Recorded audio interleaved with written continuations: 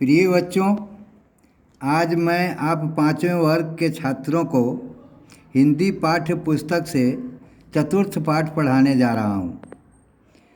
पाठ का शीर्षक है वनस्पति संसार, बोटैनिकल वर्ल्ड। आप सभी जानते हैं कि मनुष्य, पशु पक्षियों का अपना संसार है, उसी प्रकार पेड़ पौधों का भी अपना संसार है। पहले लोग ये समझते थे कि पेड़ पौधे निर्जीव होते हैं, उनमें जान नहीं होता है, उनमें संवेदना नहीं होती है, वे दुख सुख का अनुभव नहीं करते हैं। लेकिन ऐसी बात नहीं है। संवेदना जीवित प्राणियों में पाया जाता है या मनुष्यों में पाए जाने वाला, जीवित प्राणियों में पाए जाने वाला विशिष्ट गुण है। पौधों में भी संवेदना होती है। निर्जीव प्राणियों में ये गुण नहीं होते हैं। छूने पर लाजवंती का पौधा मुरझा जाता है, सिकुड़ जाता है, सिमट जाता है, शर्मा जाता है। काटने पर पौधे सूख जाते हैं। इससे यह साबित होता है कि पौधे में भी संवेदना होती है, वे भी जीवन मरण, दुख सुख का अनुभव करते हैं। आज उन्हीं से संबंधित इस पाठ को मैं पढ़ाने जा रहा हूँ। आप लोग ध्यान से सुनेंगे, पाठ को देखेंगे और देखने के साथ साथ इसे अपने लिखना की कॉपी में लिखने का प्रयत्न करेंगे। मनुष्य और पशुओं की तरह वनस्पति जगत भी विचित्र है। अभी कुछ समय पहले तक यह माना जाता था कि वनस्पतियों में जीवन नहीं होता। इसी वजह से नन्हे पौधों से लेकर बड़े से बड़े पेड़ तक की गिनती जड़ पदार्थों में होती थी। विज्ञान की खोज ने यह साबित कर दिया कि मनुष्य और पशुओं की ही तरह पेड़ पौधों में भी चेतना होती है, उन्हें भी सुख दुख का अनुभव होता है। वे भी मनुष्य और पशुओं की तरह इस संसार में पैदा होते हैं, जवान होते हैं और फिर बूढ़े हो जाते हैं।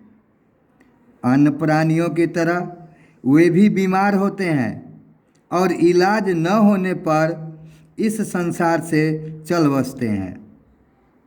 पेड़ पौधों की इस चेतना का पता लगाने का श्रेय भारत के सुप्रसिद्ध वैज्ञानिक जगदीश चंद्र बोस को ही है।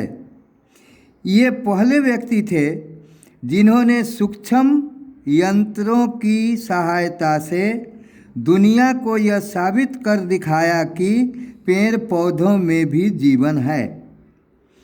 आज पेड़ पौधों के बारे में हमारा ज्ञान पहले से काफ़ी बढ़ गया है। पेड़ पौधों की चेतना और संवेदनशीलता के अतिरिक्त पेड़ पौधों को कुछ विचित्र विशेषताओं का भी पता चला है।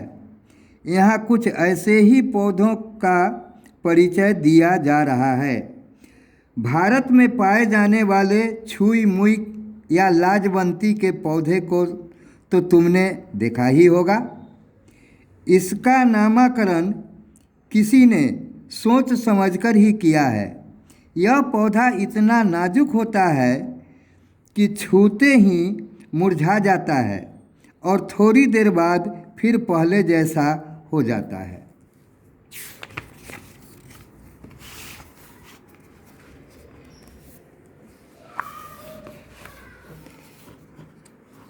कैनरी टापुओं में कुछ ऐसे पेड़ों का पता चला है जो रात में पानी की मूसलाधार बारिश करते हैं। कहा जाता है कि वहाँ के निवासी इसी पानी से नहाते धोते हैं तथा पीने के लिए भी इसी का उपयोग करते हैं। अगर वहाँ ऐसे जल वृक्ष न हो तो शायद वहाँ के निवासी प्यासे ही मर जाएं।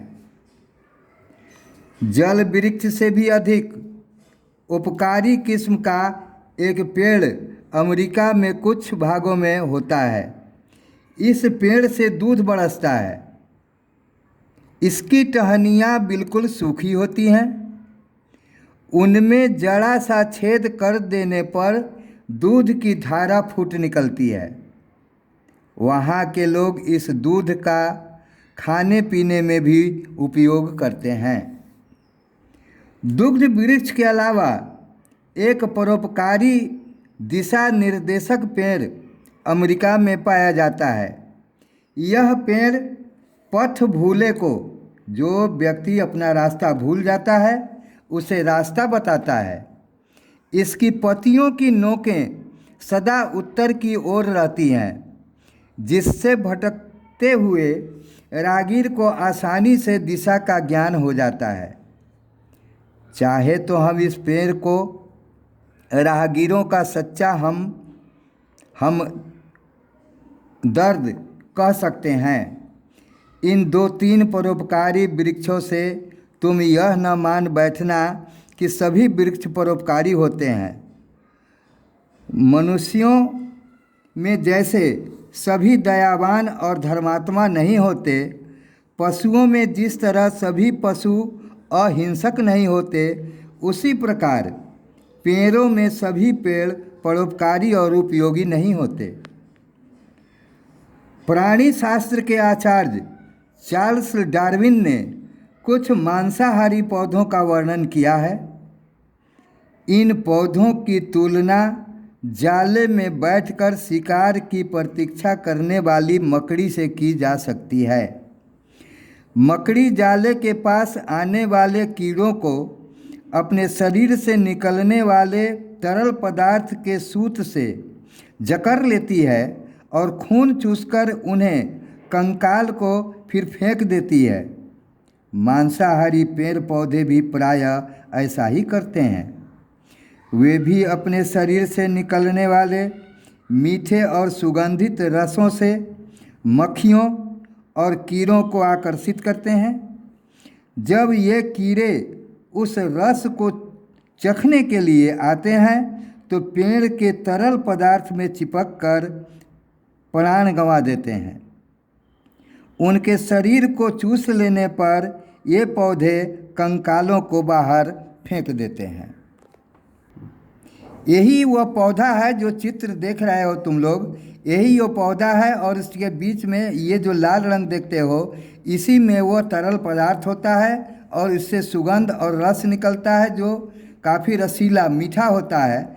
और उसके लालच में कीड़े मकोड़े उसमें जाकर फंस जाते हैं और इस प्रकार वह पेड़ उसे अपना भोजन बना लेता है। फ्लाई कैचर, मक्खी मार नाम के ऐसे ही पौधे का उपयोग स्पेन और पुर्तगाल के लोग प्रायः अपने कमरे की मक्खियों को मारने के लिए करते हैं। कुछ पौधे रस की मदद से शिकार न करके स्वयं अपनी पत्तियों और पंखुड़ियों से कीड़े मकोड़ों का शिकार करते हैं। सन ड्यू नामक एक पौधा ऐसा होता है कि जो भी कीड़ा उसकी चमकीली पत्तियों पर आकर बैठता है, उसे वह जकड़ लेता है और दबाकर मार डालता है। न केवल पौधे बल्कि बड़े बड़े पेड़ों के मांसाहारी होने का भी पता चला है। मैडागास्कर टापू में इस प्रकार के अनेक हिंसक पेड़ पाए जाते हैं। इनकी छाया में जो भी असावधान प्राणी आकर बैठता है, उसे इस पेड़ की शाखाएं और कांटेदार पत्तियां झुक कर पकड़ लेती हैं और उसके खून को चूसकर कुछ समय बाद उसके कंकाल को बाहर फेंक देती है। हमारे देश में ऐसे हिंसक पेड़ नहीं पाए जाते हैं। तो बच्चों, मैं उम्मीद करता हूँ कि इस पाठ को आप अच्छी तरह से सुने होंगे और इसे आपके व्हाट्सएप के में भी डाउनलोड किया गया है, जिससे आप पढ़ भी सकते हैं। तो इसे सुन समझकर पढ़कर इसे अपने कॉपी में लिखने का प्रयत्न करेंगे। साथ ही इसके से संबंधित कुछ प्रश्न आगे दिए गए हैं, आप उन प्रश्नों को हल करने का प्रयत्न करेंगे और उसे अच्छी तरह से कॉपी में लिखेंगे, याद करेंगे। इसी उम्मीद के साथ मैं अपने वक्तव्य को विराम देता हूँ। धन्यवाद।